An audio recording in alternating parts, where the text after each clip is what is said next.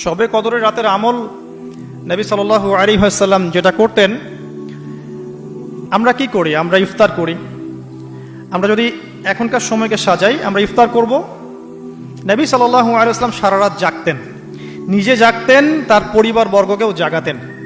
আয়েশা রাদিয়াল্লাহু আনহা বলতেন যে তিনি শেষ দশক আসলে এত বেশি ইবাদত করতেন, নিজের কোমর বেঁধে নিতেন, স্ত্রীদের সঙ্গ ত্যাগ করতেন, একদম টোটালি তিনি ডিভোটেড হতেন, আল্লাহর প্রতি একনিষ্ঠ হয়ে যেতেন শেষ দশকে, এবং ইতেকাফ করতেন, মসজিদে ইতেকাফ করতেন। যদি আমাদের পক্ষে পসিবল হয় আমরা শেষ দশকে ইতেকাফ করবো ইনশাআল্লাহ। যদি পসিবল নাও হয় আমরা শেষের 10টা রাত বাসায় জাগার চেষ্টা করবো ইনশাআল্লাহ। আর যদি 10 রাতও জাগতে না পারি, শেষ দশকের বিজোড় রাতগুলো অবশ্যই জাগবো ইনশাআল্লাহ। 21 রাত, 23, 25, 27 এবং 29, এই 5টার যে কোনো একটাতে লাইলাতুল কদর আছে। কিভাবে জাগতে পারি?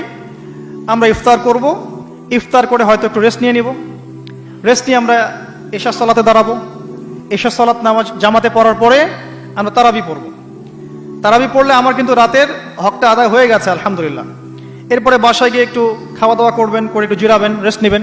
যদি 1-1.5 ঘন্টা ঘুমিয়ে নেন, ঘুম থেকে উঠবেন 1টার দিকে, 1:30টার দিকে, উঠে বাকি রাতটা আপনি কয়েকটা কাজ করে কাটাবেন। তাহাজ্জুদ পড়তে পারেন, তাহাজ্জুদে নামাজ পড়বেন 2 রাকাত করে, লম্বা করে, ধীর স্থিরভাবে কোরআন তেলাওয়াত করবেন, আল্লাহর কাছে দোয়া করবেন বেশি বেশি করে, কোরআন তেলাওয়াত করবেন, নামাজ পড়বেন, দোয়া করবেন, জিকির করবেন, এই কাজগুলো বেশি বেশি করবেন। দোয়ায় কাটিয়ে দিবেন, আল্লাহ পাকের কাছে হাত তুলে দোয়া করবেন, লম্বা দোয়া করবেন। তাহাজ্জুদে দাঁড়াবেন, 2 রাকাত নামাজ পড়তে যেন মিনিমাম 15 মিনিট লাগে, লম্বা করে নামাজ পড়বেন, সেজদায় বেশি বেশি দোয়া করবেন। এই রাতে কি নাজিল হয়েছে? একটু আগে কি বললাম? কোরআন। তাহলে শবে কদরের রাতে সবচেয়ে গুরুত্ব দেওয়া দরকার কিসে? কোরআনে। নামাজে দাঁড়িয়ে লম্বা কিরাতে আপনি তেলাওয়াত করবেন। যদি লম্বা কিরাত না জানেন, ছোট সূরা বারবার পড়বেন। 1 রাকাত নামাজে সূরা ইখলাস আপনি চাইলে 10 বার 20 বারও পড়তে পারেন, কোনো সমস্যা নেই। আপনি লম্বা সূরা জানেন না, তাতে কি হয়েছে? যারা লম্বা জানেন লম্বা পড়বেন, সিজদাকে লম্বা করবেন, রুকুকে লম্বা করবেন, এইভাবে শেষ রাতে নামাজ পড়বেন।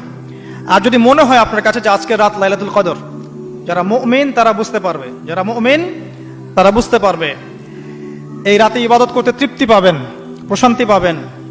আল্লাহর সাথে দোয়ায় কথা বলতে গিয়ে দেখবেন চোখ দিয়ে ঝরঝর করে পানি পড়ছে, এবং এই রাতে হালকা বৃষ্টি হতে পারে। কি হতে পারে? হালকা বৃষ্টি হতে পারে।